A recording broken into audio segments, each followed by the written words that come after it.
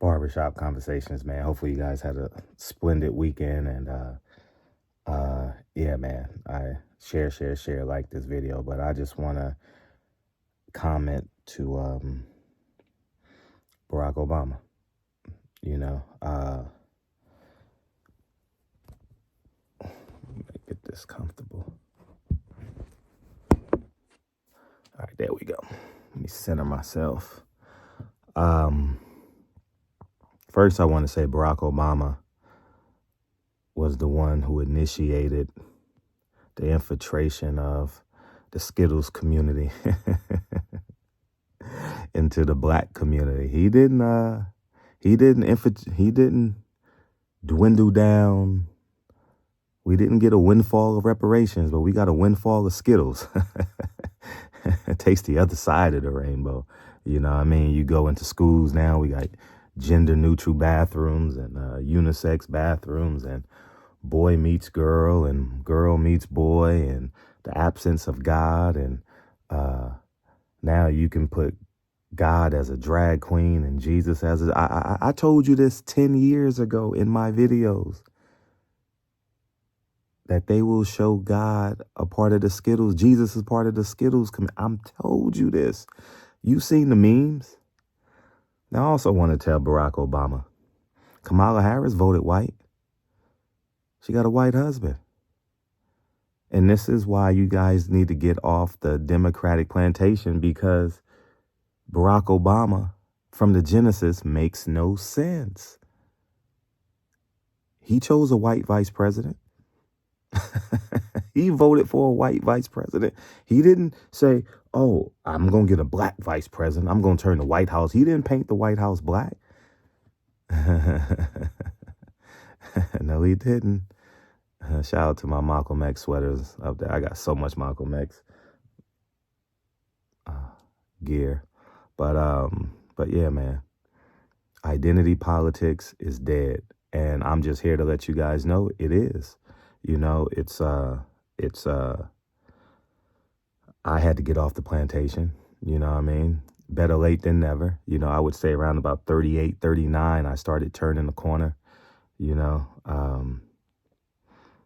That Gaddafi situation really, really woke me up. If you go back and watch my videos, I talk about how Gaddafi's blood is on Obama, you know. I think I said it on Instagram. I think I did an Instagram video on that. But I remember exactly where I was. I was in West Side Boxing, and I did that video. And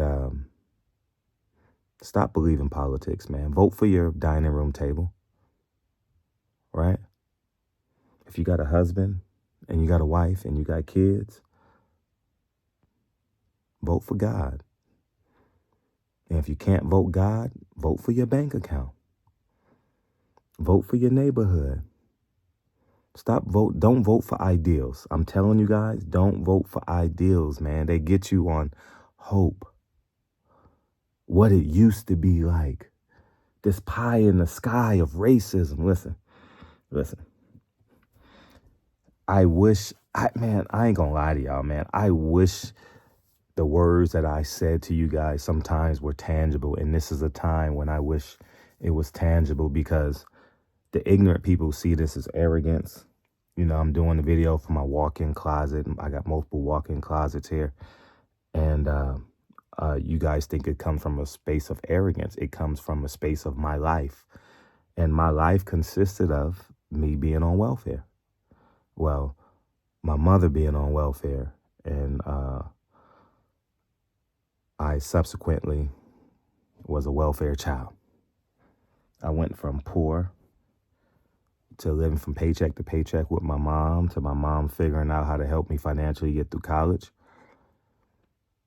And I went from a homeless college graduate to a paycheck to paycheck college graduate, to a six-figure college graduate, to a working class millionaire, and to now I'm wealthy 8 figures beyond my own, you know what I mean? And I'm here to let you guys know, you know what trumps racism? Capitalism. Oh, it heals all wounds. It heals most of it. Yeah, you're gonna have some bumps in the road. Yeah.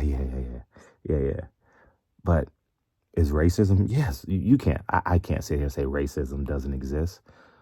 But to say the whole entire country is racist, that's not true. That's not true. There are factions in different cities. There are more than others. But for you to say racist, the entire country is racist, then you get up and go to work at UPS, you get up and go to work at a school district, you get up and go to work to a plumbing company, and you go sell cars to a white person and you say it's racist and you're giving them resources. It's ridiculous. For the sake of capitalism, you do everything you ignore racism for the sake of capitalism. Yeah. I advise you if you believe in God, become one with God. If you're an atheist, become one with humanity, or agnostic, become one with humanity, right? And accept it for what it is and get your capitalism in order. Because if your capitalism is order, you can enjoy humanity. You know why people don't love humanity? Because they got to commit crimes against humanity, whether it's tax fraud or murder. Somewhere in between, whether it's me, when I was 19, I went and stole from a super Kmart, right?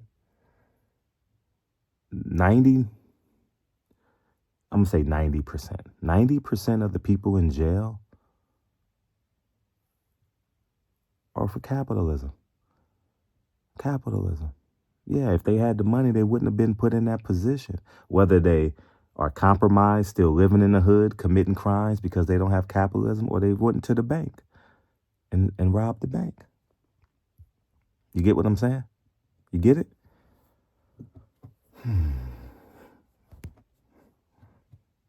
So I'm just here to share this message with you guys. Yes, racism exists, but capitalism is superior than racism. Look at the slave trade. Africa sold you out for capitalism.